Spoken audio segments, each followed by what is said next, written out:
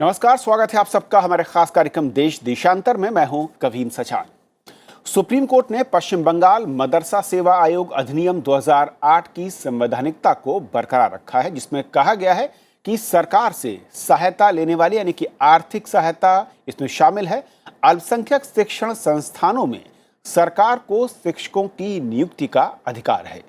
Supreme court के justice Arun Mishra और U U Lalit की पीठ ने यह फैसला दिया। मामला पश्चिम बंगाल मदरसा सेवा आयोग अधिनियम 2008 की वैधता से जुड़ा हुआ था, जिसमें मदरसों में शिक्षकों की नियुक्ति के लिए एक आयोग गठन का फैसला किया गया था। मदरसों की समितियों के प्रबंधन की ओर से दायर याचिकाओं पर 2015 में कोलकाता उच्च न्यायालय ने इसी अधिनियम को संविधान के अनुच्छेद 30 के विपरीत यानी कि विरोध में घोषित किया था, जो अल्पसंख्यकों को शैक्षणिक संस्थानों की स्थापना और प्रशासन के अधिकार से संबंधित है। हाईकोर्ट के फैसले को चुनौती देते हुए कुछ शिक्षकों ने सर्वोच्च न्यायालय में अपील दायर की थी। तो समझेंगे इस पूरे फैसले को, इसके मायने क्या है और इसका असर कहां पर, कितना और कैसे दिख सकता है। हमारे साथ खास मेहमान स्टूडियो में सत्य प्रकाश हैं, लीगल एडिटर हैं द ट्रिब्यून से। सत्य, स्वागत है। मेहताब आलम है, प्रिंसिपल है मदरसा एक्टा पब्लिक स्कूल गाजियाबाद से, आपका भी स्वागत है। हमारे साथ अरीशान नकवी हैं जो कि एडवोकेट हैं सुप्रीम कोर्ट में, स्वागत है आपका भी। और एजाज अहमद है, राष्ट्रीय अध्यक्ष हैं इस्लामिक मदरसा मॉडर्नाइजेशन टीचर एसोसिएशन से, आपका बहुत बहुत स्वागत सर। शुरुआत मैं करना चाहूँगा नकवी साहब आपसे, क्योंकि आप एडवोकेट हैं और सुप्रीम कोर्ट ने जो कहा है इसके मायने क्या है और किस तरीके से जो कोलकाता कोर्ट का फैसला या मैं कहूँ कि हाई कोर्ट का फैसला था उससे अलग जाता है, और क्या कुछ उससे अलग इस फैसले को ले जाता है जो तर्क थे।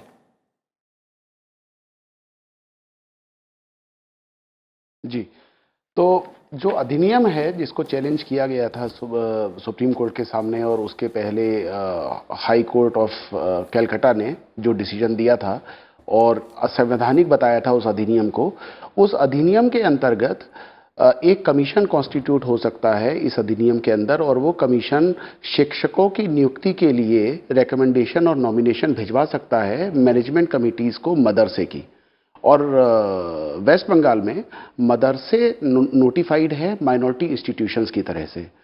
हमारा संविधान की आर्टिकल 30 ये अधिकार देता है रिलीजियस और लिंग्विस्टिक माइनॉरिटीज़ को कि वो अपने एजुकेशनल इंस्टीट्यूशन एस्टेब्लिश कर सकते हैं यानी कि बना सकते हैं, और एडमिनिस्टर कर सकते हैं यानी कि चला सकते हैं। तो सवाल ये उठा कि इस अधिनियम के तहत जब शिक्षकों की नियुक्ति का अधिकार एक कमीशन को दे दिया जाएगा, तो क्या ये संविधान की धारा 30 जो आर्टिकल 30 है उससे कंफर्मिंग है या उसके अगेंस्ट है। तो हाई कोर्ट ऑफ कैलकाटा ने ये डिसाइड किया था, सिंगल जज ने भी और डिवीजन बेंच ने भी, कि ये उन अधिकारों का कुछ हद तक हनन करता है और इसको असंवैधानिक करार दिया गया था ना।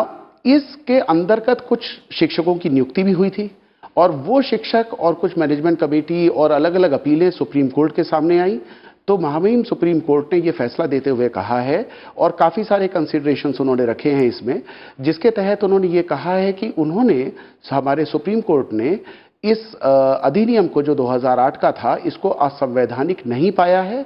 और इसमें जजमेंट अभी अपलोड हुआ है, मैंने कुछ पेजेस उसके पढ़े हैं। उसमें उन्होंने पहले के काफ़ी सारे जजमेंट टीएमए पाई फाउंडेशन के और काफ़ी अलग अलग जजमेंट जो माइनॉरिटी इंस्टीट्यूशंस के ऊपर डीएवी कॉलेज का जजमेंट है, वो सारे जजमेंट्स उन्होंने इवेल्युएट करे हैं, और उन सबको मद्देनज़र रखते हुए कहा है कि इसमें संवैधानिक अधिकारों का कोई भी हनन इस अधिनियम से नहीं हो रहा है। और उसके उन्होंने कारणों की भी व्याख्या करी है।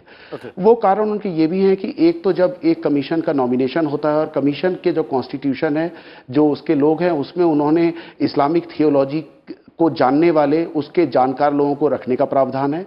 उसके बाद मैनेजमेंट कमेटी को अधिकार है कि किसी भी नॉमिनेशन को वो मना कर सकती है अगर उसको लगता है कि वो गलत है, या मैनेजमेंट कमेटी कोई ज़्यादा क्वालिफाइड टीचर ढूंढ सकती है।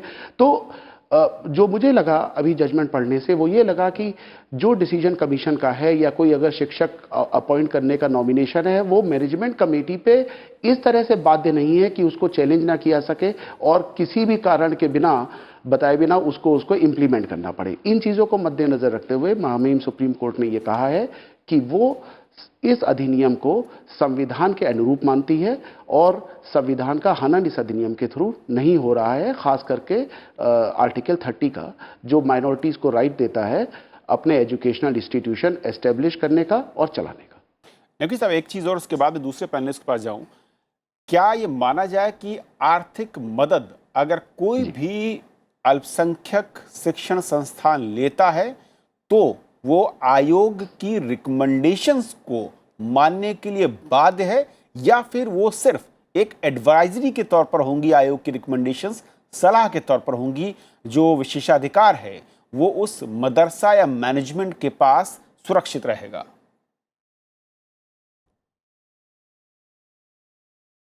तो अभी मैं जजमेंट अभी अपलोड हुआ है सुप्रीम कोर्ट का, काफ़ी डिटेल्ड जजमेंट है। जितना मेरे पढ़ने में आया है ये बाध्य नहीं है, ये जो नॉमिनेशन किया जा रहा है उसके बाद मैनेजमेंट कमेटी के पास राइट होगा कि अगर वो ये बता सकती है कि ये जो आपका नॉमिनेशन है उसमें कोई गलती है, या अगर वो कोई ज़्यादा क्वालिफाइड शिक्षक उसकी जगह ढूंढ सकते हैं तो उस केस में वो बाध्य नहीं है, वो कमीशन को लिख सकती है और कमीशन उस केस में जो लिखा जाएगा मैनेजमेंट कमेटी के थ्रू उसको कंसीडर किया जाएगा।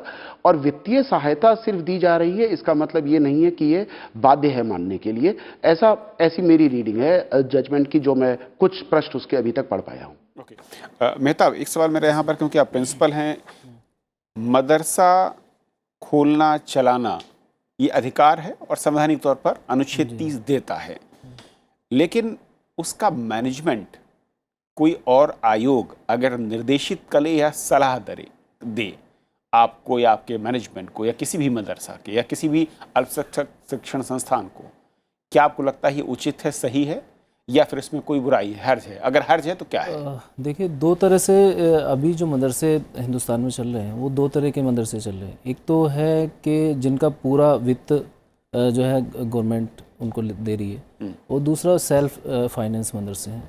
अब सेल्फ फाइनेंस मदरसों में वो पूरी तरह से जो सोसाइटी है वो अपने टीचर रखती है, चाहे वो इंग्लिश टीचर है, मैथ टीचर है, कोई भी टीचर है, और उसके बाद में उसको आगे भेजा जाता है। जिला स्तर पे ये मदरसे चलते हैं, फिर उसके आगे भी ये चीज़ें जो है बताई जाती हैं कि हमने इस टीचर को रखा है और इसकी ये ऐसी क्वालिफिकेशन है। अभी जो मदरसा मॉडलाइजेशन जो टीचर हैं हमारे यहाँ पे यूपी के अंदर, तो वो क्वालिफाइड हैं, जैसे एमए हैं, बीएड हैं, सारे क्वालिफाइड टीचर हैं। तो मैं समझता हूँ इन केसेस में जो है गवर्नमेंट को कोई फैसला लेने की ज़रूरत पड़ती है, ठीक है। लेकिन बहुत सारी जगहों पे जो इस्लामिक मदरसे हैं जहाँ पे सिर्फ कुरान और हदीस की तालीम दी जा रही है, तो वहाँ बेहतर हो सकता है कि हम ऐसे टीचर्स को रखें जिससे जो है हिंदी या इंग्लिश जो मॉडर्न एजुकेशन के सब्जेक्ट हैं उनको भी पढ़ाया जा सके।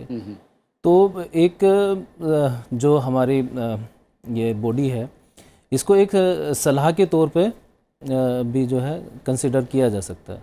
लेकिन अगर वो उसको गवर्न करे, क्योंकि पश्चिम बंगाल का अगर इस केस को देखें तो सीधे तौर पर जो सरकार ने उस वक्त तत्कालीन सरकार 2008 में जब ये अधिनियम, ये कानून बनाया गया, उसका मकसद यही था कि वहाँ पर बेहतर शिक्षा के लिए जो उनके कॉन्सेप्ट, जो उनका लक्ष्य था, क्योंकि वो वित्तीय सहायता लेते हैं, तो उन्होंने कहा कि हक बनता है सरकार का कि वो देखें कि टीचर कौन है, नियुक्ति कौन कर रहा है, कैसे कर रहा है, और इसके लिए आयोग ज़्यादा बेहतर है बनस्पति की मदरसे इंडिविजुअल या व्यक्तिगत स्तर पर अपने लेवल पर रिक्रूटमेंट करें। देखिए, अगर आयोग बना करके हम उसको जो है टीचर्स को रखते हैं तो वो एक बेहतर विकल्प हो सकता है। लेकिन पूरी तरह से अगर सरकार ये चाहे कि हम उसको गवर्न कर लें, अपने अंडर में ले लें, तो ये एक अच्छा तरीका नहीं हो सकता, मैं जहाँ तक मानता हूँ।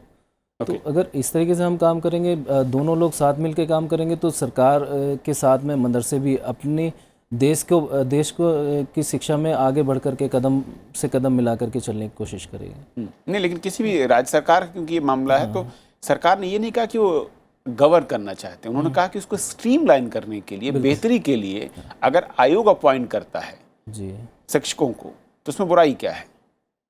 देखिए, जहाँ तक बुराई वाली बात है तो उसमें दोनों लोगों का अगर साथ होगा तो बेहतरी से काम कर पाएंगे। कि अगर एजुकेटेड शिक्षक है, अगर प्रबंधन कमेटी की तरफ से ही एक गाइडलाइन ऐसी दी जाए कि ये जो है हमारी गाइडलाइन है, इस गाइडलाइन के अनुसार ही टीचर्स की क्वालिफिकेशन होनी चाहिए और ये सब्जेक्ट वो पढ़ाए।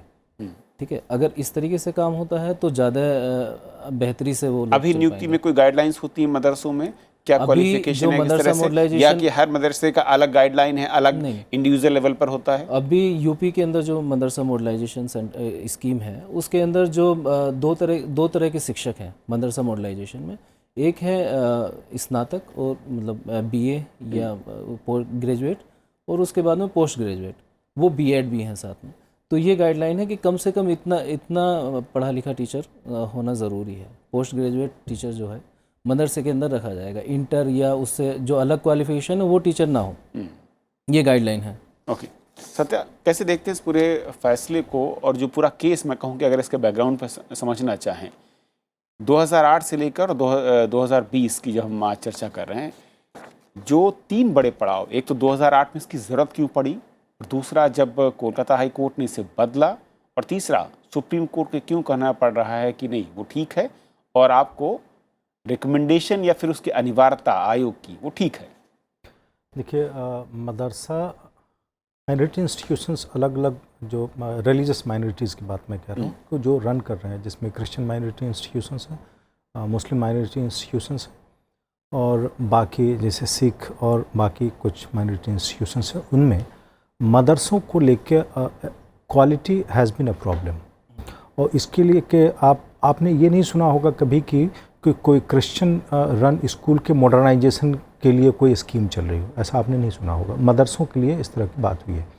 उसकी वजह ये रही है कि जो आम तौर पे मदरसों में जो शिक्षा की गुणवत्ता एक समस्या रही है, और ये सिर्फ एक जगह की नहीं, पूरे हिंदुस्तान में रही, इसलिए अलग अलग जगह पे राज्य सरकारों के स्तर पे और केंद्र के स्तर पे इसके लिए प्रयास किए जाते रहे। एक शायद यही वजह रही होगी कि वेस्ट बंगाल की असेंबली ने ये सोचा होगा कि कोई अगर कमीशन बना के इसमें नियुक्तियां हों तो शायद बेहतर एक तरह से इंस्टीट्यूट संस्थागत ढंग से नियुक्तियां हो पाएंगी, और एक मानदंड स्थापित होगा जिसके तहत और जिसको पूरा करने वाले लोग ही वहाँ पे आ पाएंगे।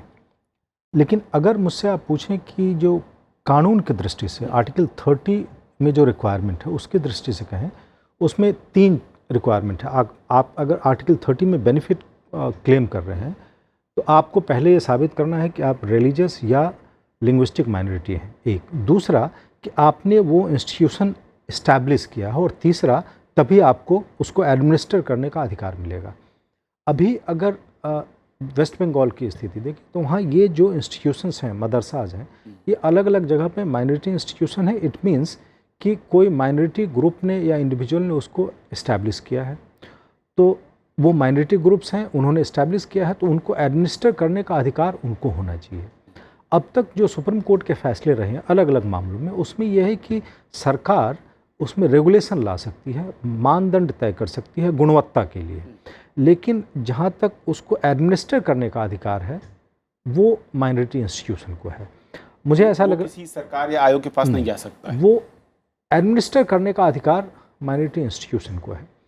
इस फैसले में ये लग रहा है कि कई तर्क दिए गए हैं, जैसा कि आलिशान साहब ने कहा कि तर्क ये दिया गया है कि जो कॉम्पोजिशन है कमीशन का, उसमें थियोलॉजी के जानकार, इस्लामिक थियोलॉजी के जानकार हैं, और ऐसे लोग हैं जिनको लेके शायद कोई सवाल नहीं किया जा सकता है कि वो ऐसे नहीं हैं कि उनको इन सब विषयों का पता नहीं है, और उनकी एक्सेप्टेबिलिटी होगी with in the minority community in question, that is Muslim community. और यही वजह है कि सुप्रीम कोर्ट ने इन सब चीज़ों के सहारे जो फैसला लिया है और इसको सही ठहराने का इस एक्ट को ये लिया है। लेकिन मुझे लगता है कि जो स्कोप, जो एडमिनिस्टर, जो एक्सप्रेशन है एस्टैब्लिश एंड एडमिनिस्टर करने का जो राइट है, वो इस फैसले के बाद वो मुझे ऐसा लग रहा है कि वो रिस्ट्रिक्ट हुआ। हालांकि अभी मैंने पूरा फैसला नहीं पढ़ा है, सिर्फ लास्ट के कुछ पैराग्राफ्स मैंने देखे हैं, तो इसलिए पूरा पढ़ने के बाद मैं, क्योंकि बाकी के जो फैसले हैं जो TMI की चर्चा की उन्होंने, और भी TMI में एक ख़ास चीज़ है, TMI ने कहा है कि आर्टिकल 30 में जो राइट है माइनॉरिटी इंस्टीट्यूशंस को, it cannot override the national interest. इस तरह की कई चीज़ें हैं जो उसमें कही गई हैं, और इसलिए जो रेगुलेशंस जो गवर्नमेंट बनाएगी वो उन पे भी लगेगा। ये सब चीज़ें हैं, लेकिन एडमिनिस्टर करने का मुझे ऐसा लगता है कि इस फैसले से वो थोड़ा रेस्ट्रिक्ट हो रहा है। बाकी एक बार जब पूरा फैसला पढ़ें तो फिर उसके बाद पता चलेगा कि और क्या क्या तर्क दिए गए। जी, एजाज अहमद साहब हमारे साथ हैं। एजाज साहब, सबसे पहले तो मैं चाहूँगा कि जो कोर्ट ने कहा, और ख़ासतौर पर मदरसा सेवा आयोग अधिनियम 2008 को लेकर पश्चिम बंगाल में, वो आपको क्या लगता है, उस पर आपकी राय क्या है कि क्या मदरसों का संचालन, उसमें शिक्षकों की नियुक्ति, इसका अधिकार सिर्फ और सिर्फ मदरसा मैनेजमेंट के पास रहना चाहिए था? सुप्रीम कोर्ट के मुताबिक इसके लिए आयोग का गठन ठीक है और ये कदम बेहतर है।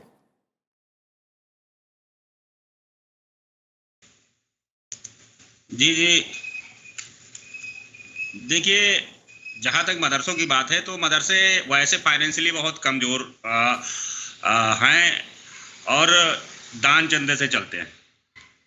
अब जहाँ तक बात यह है कि सरकार उन मदरसों में कमीशन के द्वारा जो नियुक्ति करना चाहती है, या जो माननीय सुप्रीम कोर्ट ने फैसला दिया है, मैं फैसले का आदर करता हूँ, लेकिन ये फैसला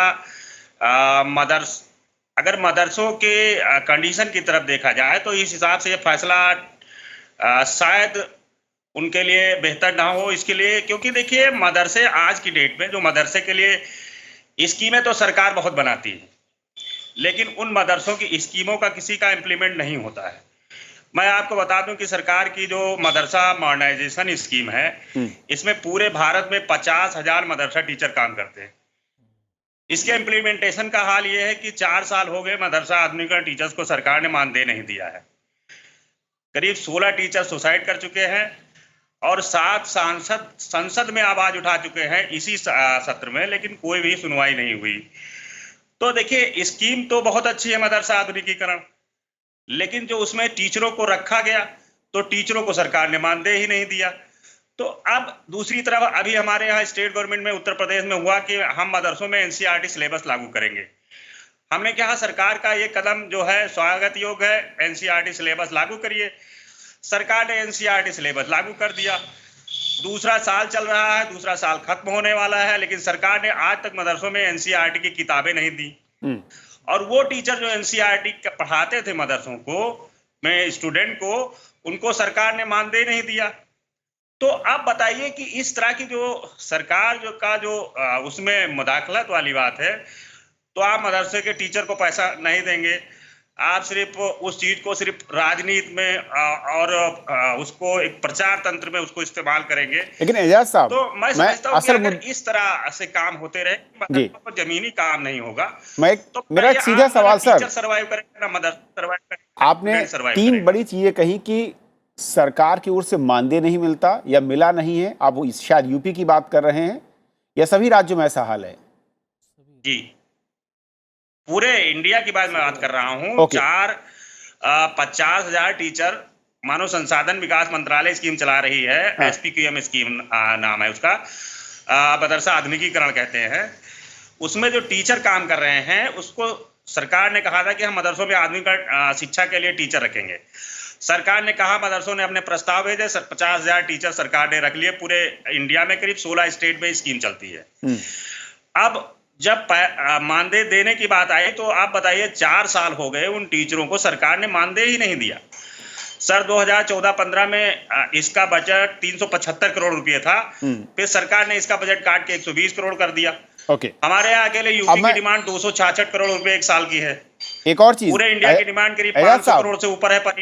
मदरसों में सरकार की ओर से शिक्षकों की नियुक्ति से पहले, जो आप कह रहे हैं कि वहां पर टीचर रखे गए, उससे पहले का सिस्टम क्या था? जी, आमदनी का, शिक्षकों के वेतन का और उनकी भर्ती का। हमारे यहाँ का जो सिस्टम था हमारे स्टेट में, ये था कि जो मदरसा था वो एडवर्टाइज करता था, फिर मदरसे के टीचर की नियुक्ति करके उसके प्रपोजल जो डिस्ट्रिक्ट एजुकेशन ऑफिसर या डिस्ट्रिक्ट माइनॉरिटी ऑफिसर था वो उसके यहाँ रखता था। उसके बाद वो प्रपोजल का परीक्षण होता था। परीक्षण के बाद में वो प्रपोजल जो है डायरेक्टर को भेजा जाता था। फिर डायरेक्टर को भेजने के बाद में वो प्रपोजल जो है सेक्रेटरिएट को भेजा जाता और सेक्रेटरिएट गवर्नमेंट ऑफ इंडिया को भेजता था, फिर वहां से सैंक्शन होता था। लेकिन इसमें यह था कि मदरसा अगर कोई टीचर काम नहीं कर रहा है मदरसा या कुछ भी, तो उसको मदरसा वाले उसको अलग कर सकते थे। अब जैसे मान लो इस तरह का कोई टीचर रख भी दिया गया, सरकार उसकी सैलरी भी नहीं दे रही, टीचर आ भी नहीं रहा है, तो उस टीचर को निकालना भी बहुत मुश्किल हो जाएगा। और देखिए मदरसे बहुत कमजोर है और सरकार बहुत स्ट्रांग है, मदरसे वाले सरकार से नहीं लड़ पाएंगे। नहीं तो नहीं, ये जो एजाज अगर साहब, हमको बात लड़ाई की नहीं वाली है, बात बात सिर्फ ये कि असल में जो सिस्टम है और जो कानून पश्चिम बंगाल में बना 2008 में, उसको अगर सुप्रीम कोर्ट कहता है कि वो ठीक है, तो क्या उसके ठीक होने का मतलब है और उसका असर क्या है? हम इस पर चर्चा कर रहे हैं। जो आपने कहा तकलीफें, ये जरूर इस कार्यक्रम के जरिए सरकार तक पहुंचेंगी और उम्मीद है कि इस पर जरूर जल्द से जल्द सरकार ध्यान देगी और कुछ कार्रवाई करेगी।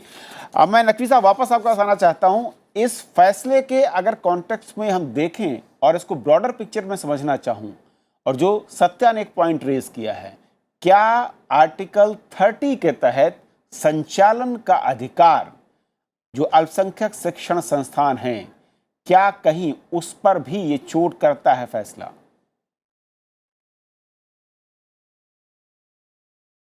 जी, बड़ा महत्वपूर्ण सवाल है ये। संचालन के अधिकार का जो सबसे पहला नुक्ता होता है वो ये होता है कि आप टीचर्स अपने हिसाब से अपॉइंट कर सकें और अपने हिसाब से हटा सकें। अगर टीचर अपॉइंट करने का और शिक्षक अपॉइंट करने का अधिकार या नॉमिनेशन का अधिकार कहीं ना कहीं शेयर हुआ है, तो मैं ये नहीं कहूँगा कि उस अधिकार का हनन हुआ है, बट कहीं ना कहीं वो अधिकार जिसकी पूरी संप्रभुता आज तक सिर्फ माइनॉरिटी इंस्टीट्यूशन के पास थी, वो अधिकार थोड़ा सा ट्रांसफ़र होके, शिफ्ट होके कमीशन के पास गया है।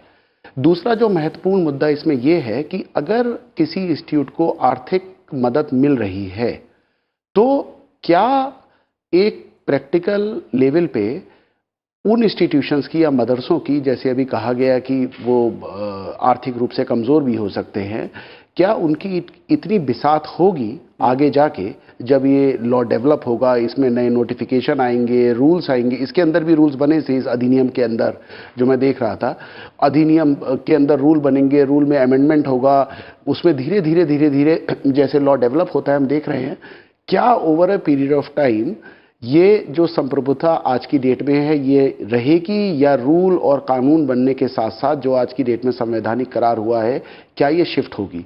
तो कहीं ना कहीं जो संप्रभुता थी वो थोड़ी सी सीमित तो हुई है इस जजमेंट से, जहां पे कमीशन के पास राइट गया है।